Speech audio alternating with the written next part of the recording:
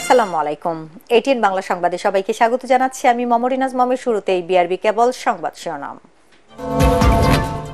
চিকিৎসার জন্য লন্ডনের পথে বেগম খালেদা জিয়া। সুস্থ হয়ে ছেলে তারেক রহমানকে নিয়ে দেশে ফিরবেন, জানালেন জয়নুল আবেদিন ফারুক।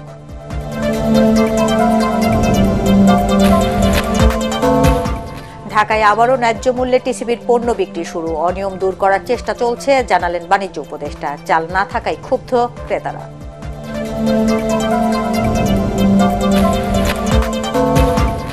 রাজধানী সহ সারা দেশে আবারও হাড় কাঁপানো শীত। ঘন কুয়াশার কবলে বিভিন্ন এলাকা।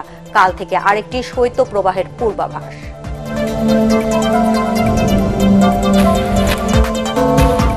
এবং মাদারীপুরে নিয়ম নীতির তোয়াক্কা না করে কৃষি জমি দখল করে যত্রতত্র গড়ে উঠেছে ইটভাটা। কাঠ পোড়ানোই পরিবেশ বিপর্যয়।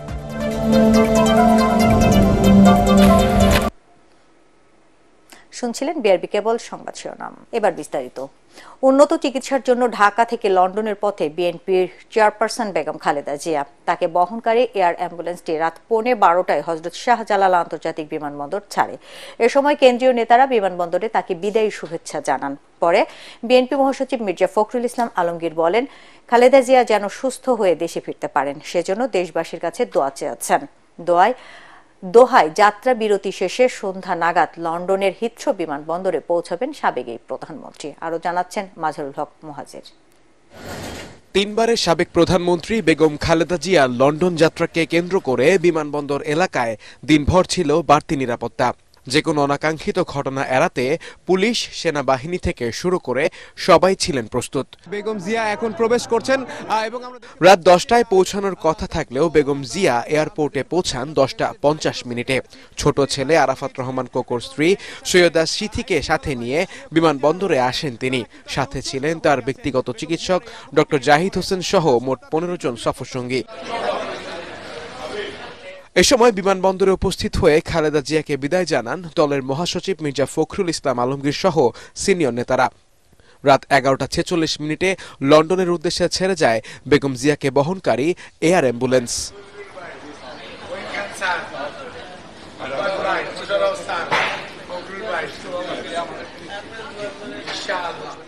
যাওয়ার সময় তিনি আবারও বলেছেন যে আপনি সকলকে বলবেন গণমাধ্যমের মাধ্যমে দেশবাসীকে যে তারা যেন আমার জন্য দোয়া করেন।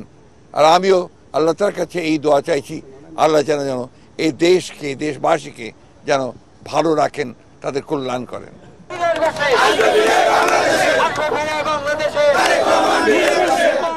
এর আগে বেগম জিয়াকে বরণ করে নিতে বিমানবন্দর সড়কের দুই পাশে অবস্থান নেয় বিএনপির নেতাকর্মীরা। দীর্ঘ 7 বছর পর জিয়া পরিবারের এই মিলন মেলাকে কেন্দ্র করে সবার চোখে মুখেই ছিল অন্যরকম উচ্ছ্বাস। খুনি হাসিনা পালিয়ে যাওয়ার পর আজকে বাংলাদেশের মানুষের দোয়া এবং দেশবাসীর কাছে দোয়া চেয়ে আমরা চাই যে আমাদের নেত্রী আমাদের মাঝে আসবে, সুস্থ হয়ে ও বিদেশ থেকে সুচিকিৎসা নিয়ে এখানে বাংলাদেশে আসতে পারে, জনগণের পাশে দাঁড়াতে পারে। তার অধীর আগ্রহে থাকবে সে যেন উন্নত চিকিৎসার মাধ্যমে উপরওয়ালা যেন তাকে সহি সালামতে দেশে আবার ফেরত পারে। 18 কোটি মানুষের আল্লাহ রাব্বুল আলামিনের কাছে চাওয়া ছিল, আজকে ম্যাডাম যাচ্ছেন। যদিও চিকিৎসা, প্রিয় সন্তান, নাতি নাতনিদের সাথে সময় কাটিয়ে বিএনপি চেয়ারপারসন কবে দেশে ফিরবেন তা এখনও জানা যায়নি। সকলের প্রত্যাশা দ্রুতই দেশবাসীর কাছে আবারও ফিরে আসবেন তিনি, নেতৃত্ব দেবেন বরাবরের মতোই আপোষহীন হয়ে। মাজহারুল হক মুহাজির, এটিএন বাংলা, ঢাকা। দেশবাসীর প্রত্যাশা সুস্থ হয়ে তারেক রহমানকে সাথে নিয়ে বেগম খালেদা জিয়া দ্রুত দেশে ফিরবেন, এমন মন্তব্য করেছেন বিএনপি চেয়ারপারসনের উপদেষ্টা জয়নুল আবেদিন ফারুক। জাতীয় প্রেস ক্লাবে আলোচনা সভায় তিনি আওয়ামী লীগের সাথে বিএনপির তুলনাকারীদের কঠোর সমালোচনা করেন। ফারুক বলেন, গণহত্যাকারী শেখ হাসিনা জনরোষ থেকে বাঁচতে দেশ ছেড়ে পালিয়েছে, আর বেগম খালেদা জিয়া দেশবাসীর দোয়া নিয়ে কাতারের আমিরের রাজকীয় বিমানে চিকিৎসার জন্য লন্ডনে গেছেন। এদিকে রাজধানীর গ্যান্ডারিয়ায় জুলাই অভ্যুত্থানের শহীদ 10ম শ্রেণীর ছাত্র আনাসের পরিবারের সাথে সাক্ষাৎ করতে গিয়ে বিএনপির সিনিয়র যুগ্ম মহাসচিব রুহুল কবির রিজভী বলেন, বিশ্বের নামকরা গণমাধ্যমে শেখ পরিবারের মহা দুর্নীতির খবর বেরিয়ে আসছে। এখনো 80% শিক্ষার্থীর হাতে বই পৌঁছে দিতে না পারায় ক্ষোভ জানান রিজভী।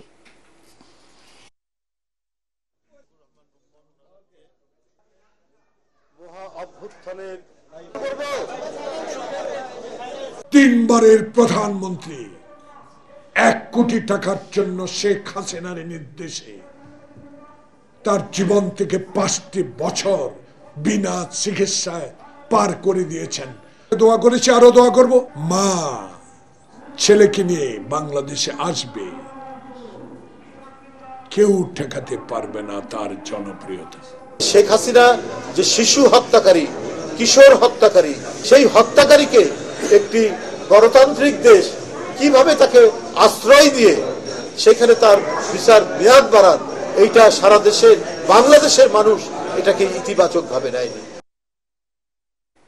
৪,৪০১ কোটি টাকার 10টি উন্নয়ন প্রকল্প তোলা হয়েছে একনেকের পঞ্চম সভায়। রাজধানীর পরিকল্পনা কমিশনের সব উপদেষ্টা, পরিকল্পনা পরিষদের সদস্য ও প্রকল্প সংশ্লিষ্ট মন্ত্রণালয়ের সচিবদের উপস্থিতিতে অনুষ্ঠিত সভায় সভাপতিত্ব করেন প্রধান উপদেষ্টা ও একনেক চেয়ারম্যান ডক্টর মোহাম্মদ ইউনূস। পরিকল্পনা কমিশনের প্রস্তুত করা এসব প্রকল্পের মধ্যে সরকারি অর্থায়নে হবে ৩,৯০৬ কোটি ৩৭ লাখ টাকা।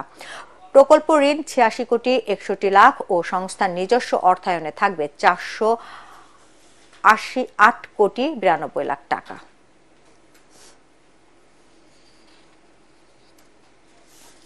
টিসিবির কার্যক্রমে অনিয়ম দুর্নীতি করতে সরকার কাজ করছে বলে জানিয়েছেন বাণিজ্য উপদেষ্টা শেখ বশিরউদ্দিন। রাজধানীর তেজগাঁয়ে ন্যায্য মূল্যে স্মার্ট ফ্যামিলি কার্ডের মাধ্যমে টিসিবির পণ্য বিক্রয় কার্যক্রম উদ্বোধন করে তিনি একথা বলেন। এ সময় টিসিবির পণ্য তালিকায় চাল না থাকায় ক্ষোভ জানান অনেকেই। রিপোর্ট ঐশী প্রমার। বুধবার থেকে নতুন স্মার্ট কার্ডের মাধ্যমে শুরু হয়েছে টিসিবির পণ্য বিক্রি কার্যক্রম। তেজগাঁয়ে পণ্য বিক্রয় কার্যক্রম উদ্বোধন করেন বাণিজ্য উপদেষ্টা শেখ বশিরউদ্দিন। এ সময় তিনি বলেন, আগে টিসিবির কার্ড নিয়ে নৈরাজ্য ও দুর্নীতি হয়েছে, তাই এখন থেকে স্মার্ট কার্ডের মাধ্যমে পণ্য বিক্রি শুরু করা হয়েছে। যে ধরনের নৈরাজ্য এবং দুর্বৃত্তায়ন হয়েছিল এই ক্ষেত্রে, এটার প্রথম ব্যবস্থাটা হচ্ছে যে এটাকে এই সমস্যাটাকে স্বীকার করে নেওয়া। আমাদের পক্ষ থেকে আমরা ব্যবস্থাটাকে স্বীকার করে নিয়েছি। ডিজিটাইজেশনের মাধ্যমে যত ধরনের অন্যায় ছিল তার একটা বড় অংশ দূর করতে পেরেছি। আমরা শতকরা 100% এখনো দূর করতে পারিনি, এই প্রক্রিয়া চলমান। এদিকে দাম বাড়ায় চাল আমদানি করা হচ্ছে বলে জানান উপদেষ্টা।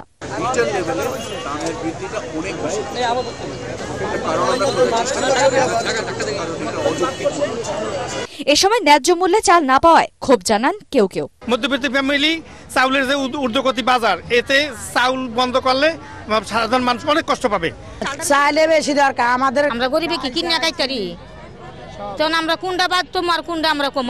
দেশে এ পর্যন্ত ৬৩ লাখ স্মার্ট কার্ড বিতরণ করা হয়েছে। এতে ১০০ টাকায় ২ লিটার তেল, ৬০ টাকায় ২ কেজি মসুর ডাল ও ৭০ টাকায় ১ কেজি চিনি পাচ্ছেন ক্রেতারা। ঐশী প্রমা, এটিএন বাংলা, ঢাকা। আমলাতান্ত্রিক জটিলতা ও অনুমতিপত্র না পাওয়ায় ব্রাজিল থেকে বাংলাদেশে গরুর মাংস আমদানি করা সম্ভব হয়নি বলে জানিয়েছে ব্রাজিলের রাষ্ট্রদূত পাউলো ফার্নান্দো দিয়াস ফেরেস। তার আশা শীঘ্রই এসব সমস্যার সমাধান হবে। শুধু দুদেশের বাণিজ্য নয়, ব্রাজিল বাংলাদেশে নতুন করে বিনিয়োগ করতে চায় বলে জানান তিনি। ব্রাজিলের সাও পাওলোতে জুনে অনুষ্ঠিত হতে যাওয়া মেড ইন বাংলাদেশ প্রদর্শনী উপলক্ষে রাজধানীর একটি হোটেলে সংবাদ সম্মেলনে ব্রাজিলের রাষ্ট্রদূত এসব কথা বলেন। এতে জানানো হয়, প্রথমবারের মতো এবছরে 15 থেকে 18 জুন ব্রাজিলে বাংলাদেশি পণ্যের সবচেয়ে বড় প্রদর্শনী হবে। সেখানে তৈরি পোশাকের পাশাপাশি ঔষধ, চামড়া, বস্ত্র সহ শতাধিক প্রতিষ্ঠান অংশ নেবে।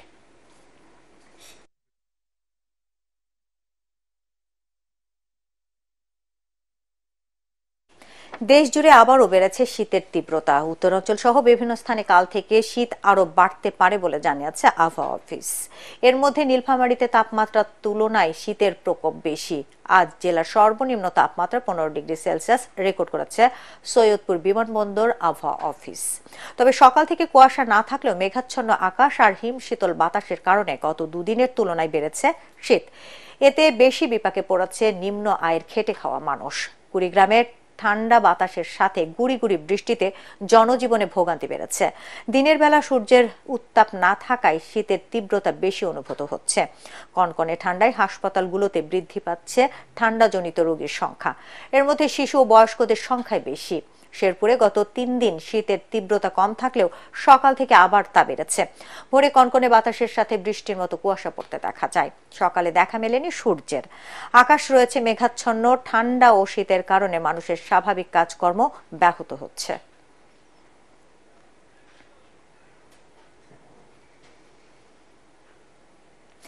রাজধানীতে আবারও জেঁকে বসেছে শীত। সকাল থেকে সূর্যের দেখা মেলেনি। মেঘাচ্ছন্ন আকাশ ও বাতাসের কারণে বেশি শীত অনুভূত হচ্ছে। ফলে নগরীর নিম্নবিত্ত ও খেটে খাওয়া মানুষ পড়েছেন বিপাকে। আবহাওয়া অধিদপ্তর জানিয়েছে এমন ঠান্ডা থাকতে পারে আরো কয়েকদিন। আরো জানাচ্ছেন মুশফিকুর রহমান। বুধবার সকাল থেকে মেঘাচ্ছন্ন আকাশ, ঘন কুয়াশা ও হিমেল হাওয়ায় রাজধানী জুড়ে আবারও হাড় কাঁপানো শীত। কনকনে ঠান্ডা পড়লেও পেট যে মানে না শীতের অজুহাত। তাই তীব্র শীত উপেক্ষা করেই জীবিকার তাগিদে রাস্তায় নেমেছে মানুষ। ঠান্ডা লাগলেও পেটে তো মানতেছে না, পেট তো চলবেই। হ্যাঁ, পেটে মানে না, যার কারণে রাস্তায় ফুটপথে দাঁড়ায় ব্যবসা করতে। প্রচুর পরিমাণ শীতের জন্য তো রাস্তাঘাট চলা খুব ঝামেলাই। এক্ষেত্রে রিক্সা চালানো খুব কষ্ট হইতেছে। শীতের মধ্যে কষ্ট হলে একটাই যে আজকে উঠা কাজে যেতে পারিনি। আজকে এক ঘন্টা দেরি হয়ে গেছে, এতে একটু প্রবলেম হয়ে গেছে। 4-5 কম হইব। কষ্ট তো হয়, কি করবো, পেটের অভাবে বাইরেই তৈরি। যদি পেটের অভাবে না বাইরে দুপুরে বা পোলাপানে কি খাওয়াবো। উত্তরাঞ্চলে বৃষ্টি না হওয়ায় কুয়াশা বেড়ে শীতের প্রকোপ বেড়েছে। বৃহস্পতিবার মৃদু থেকে মাঝারি শৈত্যপ্রবাহের সম্ভাবনা রয়েছে বলে জানিয়েছে আবহাওয়া অধিদপ্তর। জানুয়ারি মাস এটা আমাদের শীতলতম মাস, শীতের তীব্রতা কিন্তু থাকবে, শীত অনুভূত হবে। তবে এখনকার দিনের বেলা যে তীব্র শীতটা অনুভূত হচ্ছে, কুয়াশা সামনে কিছুটা কমবে এবং এখন যে তীব্র শীত অনুভূত হয় এটা অনেকটা কমবে। কালকের পর থেকে হয়তো আমরা একটা মৃদু থেকে মাঝারি শৈত্যপ্রবাহ, এটা ক্ষণস্থায়ী মানে স্বল্প মেয়াদে একটা শৈত্যপ্রবাহ আমরা দেখতে যাচ্ছি। হয়তো কালকের পর থেকে এটা হতে পারে। আগামী কয়েকদিন রাত ও দিনের তাপমাত্রা পরিবর্তন না হওয়ায় শীত বেশি অনুভূত হওয়ার সম্ভাবনা রয়েছে বলে জানায় আবহাওয়া অফিস। মুশফিকুর রহমান, এটিএন বাংলা, ঢাকা। মাদারীপুরে নিয়ম নীতি তোয়াক্কা না করে কৃষি জমি দখল করে যত্রতত্র গড়ে উঠেছে ইটভাটা। ভাটায় জ্বালানি হিসেবে পোড়ানো হচ্ছে কাঠ। ফলে পরিবেশের উপর বিরূপ প্রভাব পড়ছে। কমে যাচ্ছে ফসলি জমি, ব্যাহত হচ্ছে উৎপাদন। মাদারীপুর থেকে এসআর শফিক স্বপনের রিপোর্ট। আর জানাচ্ছেন মুশফিকুর রহমান। কোনো নিয়ম নীতির তোয়াক্কা না করেই চলছে ইটভাটা। অবৈধভাবে সমিল বসিয়ে কাঠ কেটে পোড়ানো হচ্ছে ভাটায়, যার ফলে দূষিত হচ্ছে পরিবেশ, বিলীন হয়ে যাচ্ছে নানা প্রজাতির বৃক্ষ। আর কৃষি জমি দখল করে মাটি সংগ্রহ চলছে অবাধে। এসব ইটভাটার বিষাক্ত কালো ধোঁয়া, গ্যাস ও ধুলায় অতিষ্ঠ হয়ে পড়েছেন এলাকাবাসী। এই অবৈধ ইটভাটার জন্য ফসলি জমি নষ্ট হচ্ছে, আমাদের পরিবেশ দূষণ হচ্ছে, ধুমার জন্য গাছপালা ভালো হচ্ছে না। স্কুলের পাশে ইটের ভাটা হওয়ার কারণে বাচ্চাদের বিভিন্ন রকম সমস্যা দেখা দিতে পারে। এগুলো আসলে প্রশাসনের দৃষ্টি দেওয়া দরকার। মাদারীপুরকে বাঁচাতে হলে, আমাদের এই সমাজকে বাঁচাতে হলে, আমাদেরকে বাঁচতে হলে অবশ্যই ইটভাটা বন্ধ হওয়া উচিত। মাদারীপুর জেলার প্রায় শতাধিক ইটভাটার অধিকাংশই অবৈধ। আর এসব ইটভাটার বেশিরভাগই স্থাপন করা হয়েছে ফসলি জমি কিংবা এর আশপাশ ঘেঁষে। এসব ইটভাটাই নেই পরিবেশ অধিদপ্তর ও ফায়ার সার্ভিসের অনুমতি। এ অবস্থায় জেলার অবৈধ ইটভাটা বন্ধে প্রশাসনের হস্তক্ষেপ চেয়েছেন সচেতন নাগরিক কমিটি। নিয়ম অনুযায়ী ইটের ভাটায় কয়লা দিয়ে ইট পোড়ানোর কথা, কিন্তু অভিযোগ আছে যে কাঠ পোড়ানো হচ্ছে এবং কয়লাটা স্যাম্পল হিসেবে ব্যবহার করা হয়, কিন্তু সার্বিকভাবে কাঠই বেশি পোড়ানো হয়, যেটা পরিবেশের কারণে এবং পরিবেশের জন্য খুবই হুমকির কারণ। ইটভাটার কালো ধোয়ার কারণে ক্ষতিগ্রস্ত হচ্ছে পরিবেশ। ইটের ভাটাগুলোতে আমাদের কৃষি জমি চলে যাচ্ছে, পাশাপাশি তাদের যে চিমনি যে ধোঁয়া, এই ধোঁয়া আমাদের ফসলি জমি এবং আমাদের ফল এগুলোকে ক্ষতি করে। আইন অমান্যকারীদের বিরুদ্ধে ব্যবস্থা নেওয়া হবে বলে জানান জেলা প্রশাসক। আমাদের যে ভাটা মালিকরা রয়েছে তাদের সাথে আমরা একটা সচেতনমূলক সভা করেছি এবং তাদেরকে আমরা বুঝিয়েছি যে কোনোভাবেই যদি আইনের ব্যত্যয় করে, যদি কেউ ইটভাটা চালায় তাদের বিরুদ্ধে আমরা ব্যবস্থা গ্রহণ করব। পরিবেশ অধিদপ্তরের তথ্য মতে মাদারীপুর জেলায় ৭৬টি ইটভাটা রয়েছে, যার মধ্যে ছাড়পত্রের জন্য আবেদন করেছেন মাত্র ৬টি ভাটার মালিক। মুশফিকুর রহমান, এটিএন বাংলা। অতিথি পাখির কলতানে মুখরিত মৌলভীবাজারের বাইক্কা বিল। প্রতিবছর শীতপ্রধান বিভিন্ন দেশ থেকে খাদ্য ও নিরাপদ আশ্রয়ের সন্ধানে আসে সব পাখি। মনোমুগ্ধকর বিলের সৌন্দর্য আর অতিথি পাখি দেখতে প্রতিদিন এখানে ভিড় করছেন দর্শনার্থীরা। মৌলভীবাজার প্রতিনিধি সৈয়দ মহসিন পারভেজের রিপোর্ট। আর জানাচ্ছেন ফারহিন ইসলাম টম্পা। বাইক্কা বিলের সবুজ প্রকৃতি, বিভিন্ন প্রজাতির দেশীয় ও পরিযায়ী পাখির কিচিরমিচির, ঝাঁক বেঁধে উড়ে বেড়ানো আর বিলের পানিতে ঝাপাঝাপির দৃশ্য নজর কাটছে দর্শনার্থীদের। পাখি দেখার জন্য রয়েছে ওয়াচ টাওয়ার। বিগত বছরগুলোর তুলনায় দর্শনার্থীর উপস্থিতি বাড়লেও পাখির আগমন কমে গেছে বলে অভিযোগ তাদের। কিন্তু ইদানিং মানুষ বেশি আসছে বা প্রকৃতির গাছপালা এগুলো অনেকাংশ কমে গেছে। আজকে দেখছি অনেক মানুষ এখানে আসছে, কিন্তু আগের বেলা এত মানুষ আমরা দেখিনি। হয়তো মানুষের সমাগম বাড়ছে, এই জন্য তো পাখিগুলা হয়তো আসে না সব। শ্রীমঙ্গলের কালাপুর ইউনিয়নের ১৭০ হেক্টর আয়তনের এই জলাভূমিকে ২০০৩ সালে অতিথি পাখির স্থায়ী অভয়াশ্রম ঘোষণা করে সরকার। তাই বিচিত্র প্রজাতির অতিথি পাখি দেখতে ভিড় বেড়েছে পর্যটকদেরও। তবে এবার হাওড়ে পাখির আনাগোনা কমে গেছে বলে জানান সংশ্লিষ্টরা। কেবলে যদি জঙ্গল আরো বেশি লাগানি যায়, গাছ গাছরা আরো বেশি লাগানি যায়, আর পর্যটকের যত ঝামেলা বাড়তেছে, কিন্তু এতে গিয়ে প্রাকৃতিকভাবে কিন্তু পাখির আবার ক্ষতি হয়। মানুষের ডিল মারে, পাখির আঘাত করে, যার কারণে পাখি খাসে থাকে না, দূর চলে যায়। নভেম্বর ডিসেম্বরে হাওড়ে আসা অতিথি পাখিরা মার্চে অর্থাৎ গ্রীষ্মের শুরুতে আবার ফিরে যাবে আপন নীড়ে। Bureau report, ATN Bangla. স্বীকৃতিপ্রাপ্ত সব নন এমপিও শিক্ষা প্রতিষ্ঠান একযোগে এমপিও ভুক্তির দাবি জানিয়েছেন এসব প্রতিষ্ঠানের শিক্ষক কর্মচারী পরিষদের নেতারা। সকালে জাতীয় প্রেস ক্লাবের সংবাদ সম্মেলনে তারা বলেন, বিগত ফ্যাসিবাদী সরকার ২০২১ সালের অযৌক্তিক এমপিও নীতিমালা ও জনবল কাঠামো দিয়ে বৈষম্য সৃষ্টির মাধ্যমে হাজারো শিক্ষা প্রতিষ্ঠানকে এমপিও বঞ্চিত করেছে। অন্যদিকে ফ্যাসিস্ট সরকারের দোসরদের ও শেখ পরিবারের নামে যেসব প্রতিষ্ঠান ছিল সেগুলো এমপিও ভুক্ত করেছেন। তাই বেতন ভাতা নিয়মিত করার পাশাপাশি যেসব শিক্ষা প্রতিষ্ঠানের ন্যূনতম ছাত্রছাত্রী, পরীক্ষার্থী, নিজস্ব জমি, ভৌত অবকাঠামো ও একাডেমি স্বীকৃতি আছে সেগুলো এমপিও ভুক্তির দাবি জানান শিক্ষকরা। অন্তর্বর্তীকালীন সরকারের মাননীয় শিক্ষা উপদেষ্টা মহোদয়ের নিকট আমাদের একমাত্র দাবি, স্বৈরাচারী এমপিও নীতিমালা 2021 বাতিল করে স্বীকৃতি একমাত্র নীতিমালা কার্যকর করে স্বীকৃতিপ্রাপ্ত নন এমপিও সকল প্রতিষ্ঠান একযোগে এমপিভুক্ত করতে হবে। আগামী 20 কর্মদিবসের মধ্যে আমাদের দাবি পূরণ না হলে নন এমপিও শিক্ষা প্রতিষ্ঠান শিক্ষক কর্মচারী পরিষদের যুগপৎ কর্মসূচি চালু থাকবে। প্রায় 4 যুগ পরও আধুনিকতার ছোঁয়া লাগেনি ঝালকাঠি বাস টার্মিনালে। বর্ষা মৌসুমে কাদা পানিতে বেহাল দশা আর শুকনো মৌসুমে ধুলা বালিতে নাকাল যাত্রীরা। নেই যাত্রী সেবার ন্যূনতম সুবিধা, ফলে চরম দুর্ভোগ পোহাচ্ছে 22টি রুটে চলাচলকারী যাত্রীরা। ঝালকাঠি প্রতিনিধি এইচ.এম. নাসিরউদ্দিনের রিপোর্ট, আর জানাচ্ছেন তামান্না জেনিফার। 1988 সালে ঝালকাঠি পৌরসভার ভেতরে স্থাপন করা হয় জেলা বাস টার্মিনালটি। যুগের পর যুগ পেরিয়ে গেলেও আধুনিকতার ছোঁয়া লাগেনি এই টার্মিনালে। যাত্রীদের জন্য নেই বিশ্রামাগার ও টয়লেটের ব্যবস্থা। রোদে পুড়ে ও বৃষ্টিতে ভিজে গন্তব্যে যাওয়ার জন্য অপেক্ষা করতে হয় যাত্রীদের। দীর্ঘদিন ধরে সংস্কার না হওয়ায় ধুলাবালিতে একাকার বাস স্ট্যান্ড এলাকা। প্রথম শ্রেণীর ঝালকাঠি পৌরসভার বাস টার্মিনালের এই বেহাল দশায় ক্ষোভের শেষ নেই যাত্রী ও পরিবহন শ্রমিকদের। বাস টার্মিনালে কোনো যাত্রী ছাউনি নাই, টয়লেট নাই, কোনো কিছুর ব্যবস্থা নাই। আমাদের এত কষ্ট হয়। পাবলিক টয়লেটের একটা সমস্যা আছে, যেখানে আপনার পুরুষ মানুষ একটা সাইডে গিয়ে বা একটা সমস্যা করতে পারে, কিন্তু মহিলাদের ক্ষেত্রে তো সেটা সম্ভব না। বৃষ্টির একটা ছাউনি নেই, দেখতেই পারতেছেন আমাদের এই যে বাস স্ট্যান্ডে। আষাঢ় মাস আইলে এ জায়গায় কোমর সমান পানি খায়। বাসে দিনকার পোল্ট্রি খেয়েছে, অটো 5-6টা পোল্ট্রি খেয়েছে। প্রায় 4 যুগ সময় ধরে একই চিত্র এখানে, অথচ দক্ষিণ পশ্চিমাঞ্চল এবং ঢাকার সঙ্গে 22টি রুটে প্রতিদিন শত শত বাস ও হাজার হাজার যাত্রী আসা যাওয়া করছে এ টার্মিনালে। সমস্যার কথা স্বীকার করে পৌরসভার প্রশাসক জানান, একটি আধুনিক বাস টার্মিনাল ও মার্কেট নির্মাণের জন্য প্রকল্প প্রস্তাবনা পাঠানো হয়েছে। আধুনিক বাস স্ট্যান্ড কাম মার্কেট নির্মাণের একটা প্রস্তাবনা আমরা দিয়েছি। আমরা আশা করছি ওখানে জমি নিয়ে কোনো সমস্যা নেই, অচিরেই আমরা এই কাজটা শেষ করতে পারবো। দেশের বিভিন্ন জেলায় আধুনিক বাস টার্মিনাল নির্মাণ হলেও পিছিয়ে আছে ঝালকাঠি। যাত্রীদের ভোগান্তির কথা চিন্তা করে কর্তৃপক্ষ একটি আধুনিক বাস টার্মিনাল নির্মাণে দ্রুত পদক্ষেপ নেবেন, এমনটাই প্রত্যাশা স্থানীয়দের। Bureau report, ATN Bangla. এবার আল আরাফা ইসলামী ব্যাংক অর্থ সংবাদ।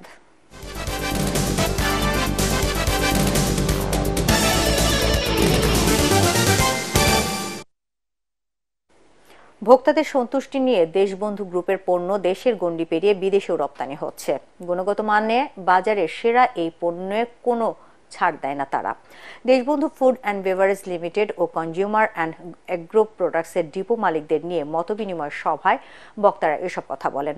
কক্সবাজারে হোটেল ওশেন প্যারাডাইসে আয়োজিত সভায় দেশবন্ধু গ্রুপের চেয়ারম্যান গোলাম মোস্তফা ভার্চুয়ালি যোগ দিয়ে কর্মীদের অভিনন্দন জানান। প্রতিষ্ঠানের ব্যবস্থাপনা পরিচালক গোলাম রহমান পণ্যের গুণগত মানের প্রশংসা করেন। এছাড়া বক্তব্য রাখেন দেশবন্ধু গ্রুপের অতিরিক্ত ব্যবস্থাপনা পরিচালক অবসরপ্রাপ্ত brigadier general Mohammad Zakir Hossain, Deshbandhu food and বেভারেজের CEO Idrisur Rahman, Deshbandhu sugar mills লিমিটেডের সিইও শফিউল আলম তালুকদার সহ বিভিন্ন এলাকা থেকে আসা ডিপো হোল্ডাররা।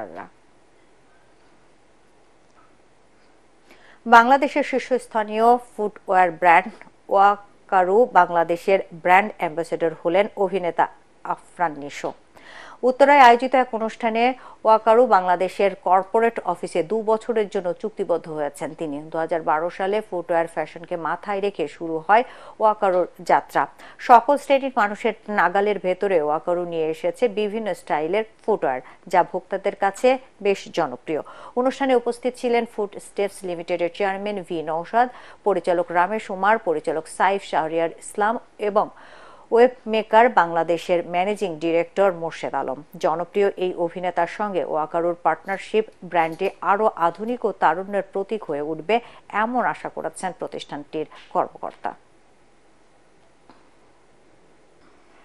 বন্ধ্যাত্ব সমস্যায় বিদেশে না গিয়ে দেশেই উন্নত মানের চিকিৎসা সেবা পেতে উদ্বোধন করা হলো BRB hospital limited IVF centre. দুপুরে এর উদ্বোধন করেন বিআরবি হসপিটালস লিমিটেডের ব্যবস্থাপনা পরিচালক পারভেজ রহমান। বিআরবি হসপিটাল চিকিৎসা সেবায় মানুষের আস্থার জায়গায় পৌঁছেছে এবং নতুন নতুন সেবা চালুর মাধ্যমে উন্নত সেবা দিচ্ছে বলে মন্তব্য করেন বক্তারা। অন্যান্যদের মধ্যে উপস্থিত ছিলেন আন্তর্জাতিক খ্যাতি সম্পন্ন সার্জন ও বাংলাদেশের লিভার ট্রান্সপ্লান্ট এর পথিকৃত অধ্যাপক মোহাম্মদ আলী, বাংলাদেশের স্বনামধন্য গাইনি ও প্রসূতি রোগ বিশেষজ্ঞ অধ্যাপক ডাক্তার গুলশান আরা সহ হসপিটালের চিফ কনসালটেন্ট বৃন্দ। আরও জানতে 10647 নম্বরে ফোন করতে বলা হয়েছে।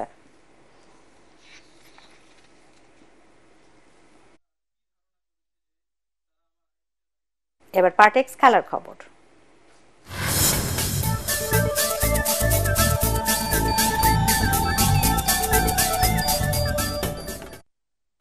সেমিফাইনালের প্রথম লেগে আর্সেনালকে 2-0 গোলে হারিয়ে কাবারো কাপের ফাইনালের পথে এগিয়ে গেছে নিউক্যাসল ইউনাইটেড। এমিরেটসে প্রথমার্ধে শুরুতে এগিয়ে যাওয়ার সুযোগ পায় গানাররা, তবে গ্যাব্রিয়েল মার্টিনেলকে হতাশ করেন নিউক্যাসল গোলরক্ষক দুব্রাভকা। আরও একবার এই আর্সেনাল তারকার শট ফিরে আসে গোলপোস্টে লেগে, কিন্তু সুযোগ হারাননি আলেকজান্ডার ইসাক। 37 মিনিটে এগিয়ে নেন নিউক্যাসলকে। এরপর অ্যান্টনিও গর্ডনের গোলে 51 মিনিটে ব্যবধান বাড়ায় তারা। সেই গোলে আর শোধ দিতে পারেনি আর্তেতার দল। 5 ফেব্রুয়ারি দ্বিতীয় লেগে মুখোমুখি হবে দুদল। ট্রাইব্রেকারে আল হিলালকে 3-1 গোলে হারিয়ে সৌদি কিংস কাপের সেমিফাইনালে উঠেছে আল ইত্তিহাদ। কিংডম এরিনায় প্রথমার্ধে কোনো দলই গোল পায়নি। দ্বিতীয়ার্ধে 63 মিনিটে ইত্তিহাদকে এগিয়ে নেন ফ্রেঞ্চ স্ট্রাইকার করিম বেনজেমা। যদিও 9 মিনিটের মধ্যে সেই গোল শোধ দেন হিলালের সালেম আল সাদিসা। খেলা গড়ায় অতিরিক্ত সময়ে, সেখানে মার্কোস লিওনার্দো হিলালকে 2-1 গোলে এগিয়ে নেন। তবে বেনজেমার দ্বিতীয় গোলে নির্ধারিত সময়ের শেষ দিকে সমতায় ফেরে আল ইত্তিহাদ। পেনাল্টিতে জয়ী দলের হয়ে গোল করেন দানিলো পেরেইরা, ফাবিনহো আর বেনজেমা।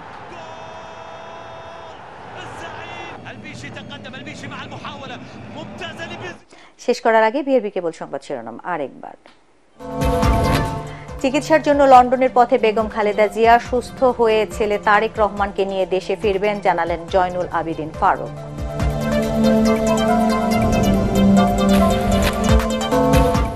ঢাকায় আবারও ন্যায্য মূল্যে টিসিবির পণ্য বিক্রি শুরু। অনিয়ম দূর করার চেষ্টা চলছে, জানালেন বাণিজ্য উপদেষ্টা। চাল না থাকায় ক্ষুব্ধ ক্রেতারা।